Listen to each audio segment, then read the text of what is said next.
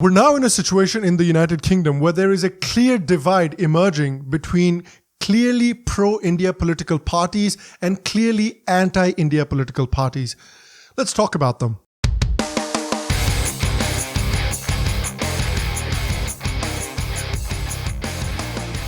Hello, and welcome to another edition of the Sham Sharma Show Global. This is the Sham Sharma Show, but in English. So as I mentioned before, there is now a clear divide in British politics at the moment between pro-India political parties in the Conservatives or the Tories and the clearly anti-India political parties in the Labour Party. So recently news broke that British Prime Minister Boris Johnson accepted India's invitation to be Narendra Modi's chief guest at the Republic Day parade. And over the past some time, Boris Johnson and the Tories have been making strong efforts to develop a stronger strategic relationship with India and the British Indians as well. Boris Johnson has been talking about taking a quantum leap in the strategic partnership between India and the UK. He has also invited India to the G7 summit in 2021, explicitly saying that the UK would like to work with other like-minded democracies. India is also strategically important to Europe and the UK in particular because at the moment it produces over 50%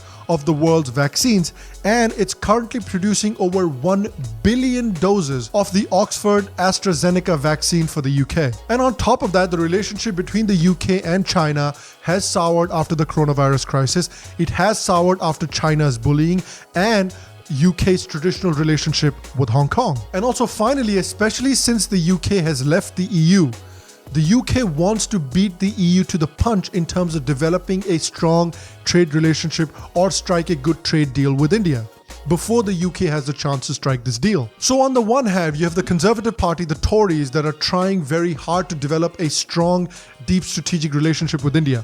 On the other hand, you have the Labour Party that have decided that they're not happy with losing the last elections the way they did. Remember that Labour won the fewest seats in the parliament since 1935. They have already alienated members of the Jewish community with deep anti-Semitic rhetoric from the senior leaders no less, and overt support to anti-Semitic causes and anti-Semitic propaganda. So they weren't happy with blatant anti-Semitism, blatant identity politics, completely abandoning the middle working class. And so now let's also lose the British Indian vote, which also happens to be the biggest ethnic minority in Britain. And as they say in South Park, if you lose half the country's support, you're gonna have a bad time. So Taiwo Owatemi, who is a Labour MP who decided to follow in the examples of other dim-witted international leaders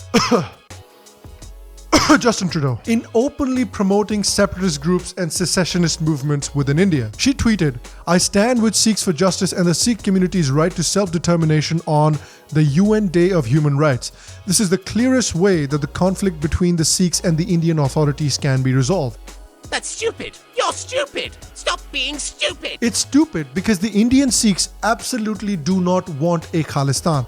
Indian Sikhs love India and are fiercely loyal to India just as any other community. This is a pipe dreams of some uncles in bloody UK and Canada who have too much money and time on their hands. And remember that Sikhs for Justice is a banned organization in India. It was banned in 2019 for anti-India activities, namely supporting the Khalistan movement and funding the Khalistan movement. And also remember about the Khalistani movement. The Khalistani movement was a clear terrorist movement which led to the deaths of thousands of innocent people.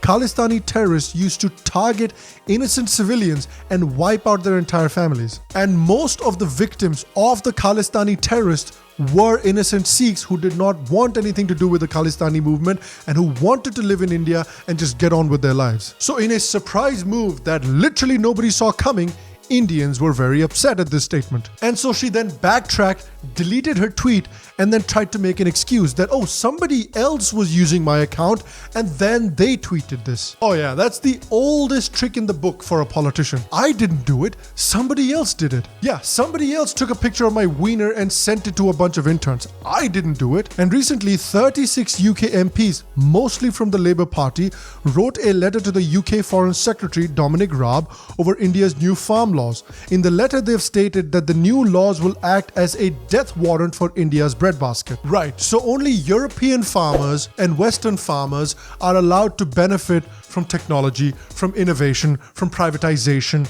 and from better infrastructure. Indian farmers must always remain poor. Tumko hamesha garib rehna chahiye. At least they'll have their pride when they lose their farms, when their income stagnates, and when they have no options but to kill themselves. You know, these kinds of poorly researched, condescending opinions really reminds me of this line from Lagan. Another signatory of this letter that was sent out is Labour MP Tanmanjeet Singh Dhesi, who you might remember went quite viral recently when he asked Boris Johnson to interfere in India's private affairs, only for Boris Johnson to shut him down really well. And what made it even funnier is I don't really think Boris Johnson knew what the hell was going on. Thank you very much. Mr. Speaker, many constituents, especially those emanating from the Punjab and other parts of India, and I were horrified to see footage of water cannon, tear gas and brute force being used against peacefully protesting farmers. So will the Prime Minister convey to the Indian Prime Minister our heartfelt anxieties, our hopes for a speedy resolution to the current deadlock, and does he agree that everyone has a fundamental right to peaceful protest? Of course that we have serious concerns about what is happening between India and Pakistan, but these are preeminently matters for those two governments to settle, and I know that he appreciates that.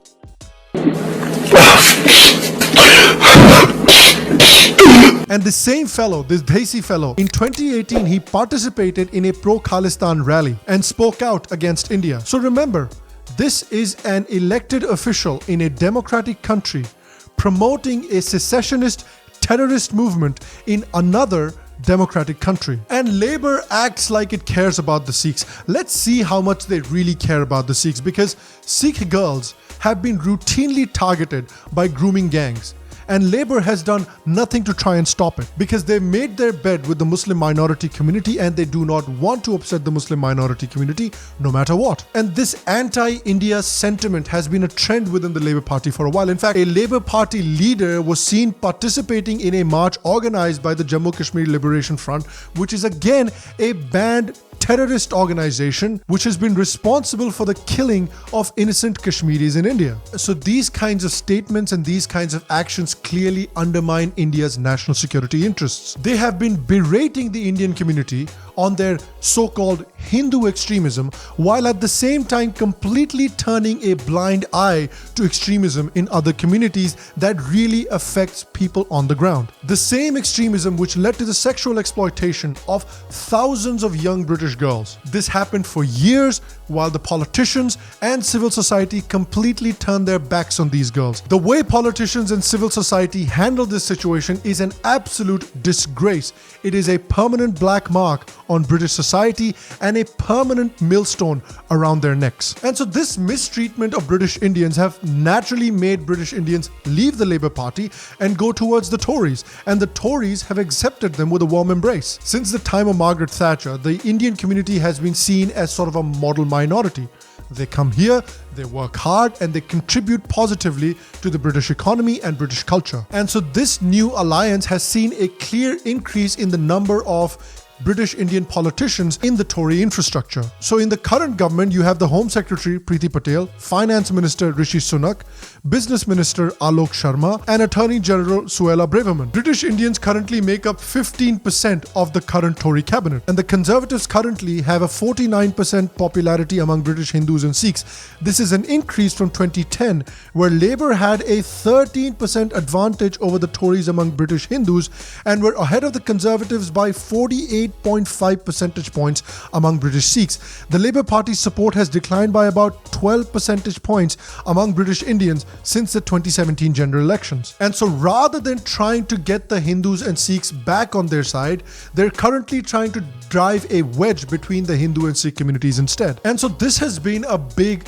reason for the Labour's loss. They've given up on the traditional economic issues that used to get them the support of the working class, and they've put all their eggs in the culture war basket. They've offered uncritical support to the Muslim communities, uncritical support to identity politics, SJW politics, anti-Semitism, anti-India behavior, anti-India attitude, and the result has been the worst electoral loss since 1935. And so India and British Indians in particular now need to understand who their friends are, because the Labour Party has made it abundantly clear that it is not interested in the interests of the British Indians or in being sympathetic towards the British Indians in any way. And I want to ask you as well, do you agree with me that the Labour Party has more or less abandoned the British Indians? What do you think? Let me know your thoughts in the comment section down below as well. If you liked today's episode, guys, make sure to leave a like, leave a thumbs up. It helps me out. It helps the channel out a great deal. If you like the Sham Sharma Show and if you'd like to support the Sham Sharma Show, make sure to become a patron by clicking on the Patreon link in the description down below. Also, if you like the Sham Sharma Show, if you'd like to support the Sham Sharma Show, if you liked today's episode but you still haven't subscribed, well, what are you waiting for? The button's right there. Just click on it. Make sure to press the bell icon as well. And we have an episode here and an episode here that you should really go check out. I'm sure you'd like them as well. I will see you for the next episode of the Sham Sharma Show Global. And until then, stay happy, stay healthy, and I will see you guys soon.